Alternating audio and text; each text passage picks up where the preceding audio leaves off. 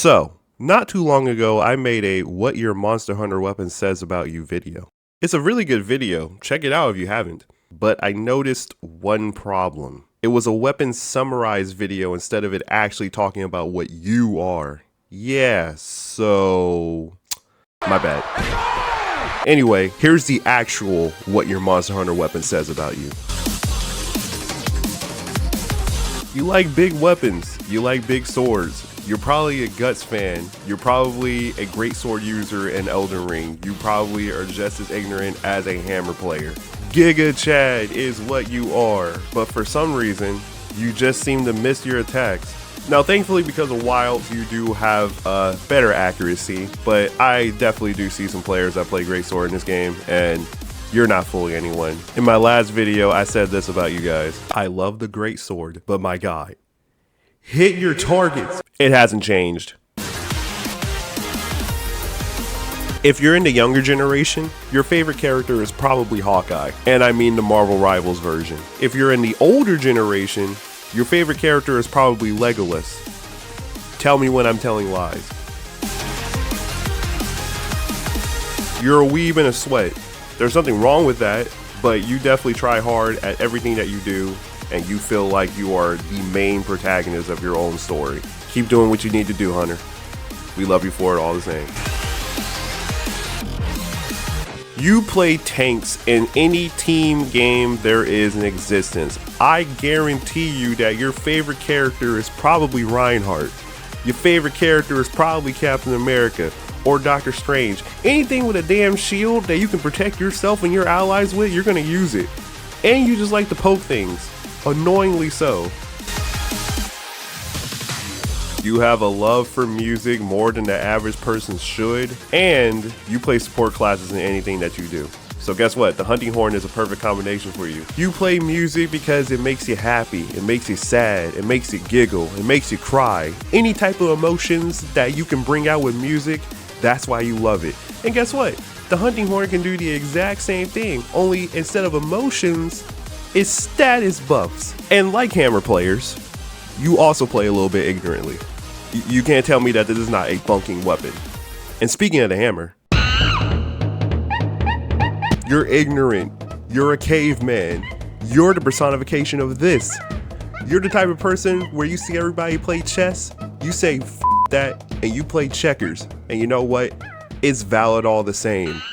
You're the type of person to headbutt your way through life. You're the type of person to punch all your problems. You're the type of person to refuse to think. Because why would you think when you can just bust your way through it? Hammer players, I'm one of them. You're old, but you're reliable. You're the standard person. You're the average person. You're the regular old average Joe, but you show everybody that you still have a trick up or two on your sleeve that you don't like to show unless they're in opportune moments. You're the type of person to play the fighter in D&D. You're the type of person to play the standard class in any game that has a regular soldier class. Skyrim, Oblivion, shout out to the remaster by the way. Anything that has a starting class, you use that from beginning to end and you make it work through and through. We need more people like you.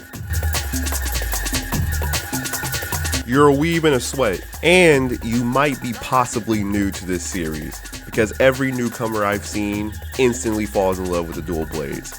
But that's fine. That's cool. You're just like Lance users, but you're also the younger brother, so you want to be cooler and a little bit nuanced.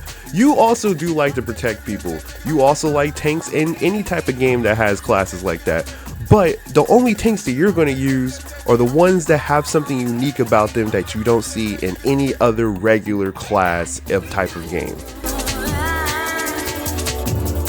You're a bug collector and you have a very, very small attention span. You are chronically on TikTok, so those shorts, that's your go-to. That's what you love to do all the time. You can't handle watching long-form videos. As a matter of fact, I'm surprised that you're even watching this video in the first place. But thank you if you are. You guys are one and the same. There's really no easier way of saying it. You guys played the bowgun because you probably played Call of Duty a lot. I'm just gonna be real. I think the only difference with the light bow gun, the heavy bow gun is depending on what weapon that you played in Call of Duty. If you played the heavy bow gun, you are probably an LMG user. If you played the light bow gun, you might be a regular M4 or maybe even a submachine gun, probably an MP5 type of player. But either or, you just love shooters and you're tired of Call of Duty, so you decided, hey, instead of shooting people, let's shoot monsters. Contrary to the difficult use of the charge blade, and I'm specifically speaking this for people who are just now trying to figure out the weapon, you are the type of player that picks the best in every game there is imaginable that has a tier list. Oh, I know about the charge blade. I know that a lot of fans consider it S tier. So you are the type of person that goes out of your way to find the best weapon. It doesn't have to be your favorite weapon, but you're going to use it because you know that you're going to get the best out of this in terms of damage, in terms of practicality, in terms of maneuverability. You are just the top tier user.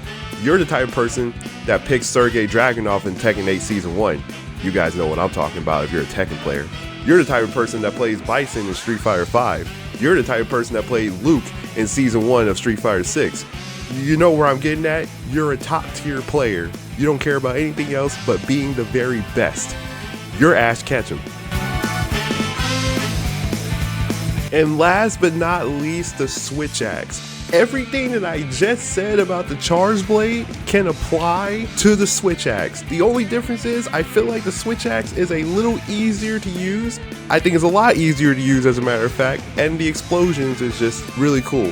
I'm not gonna say that you're a top tier player. You may not be looking for that S, but you damn sure gonna be right underneath it at A+.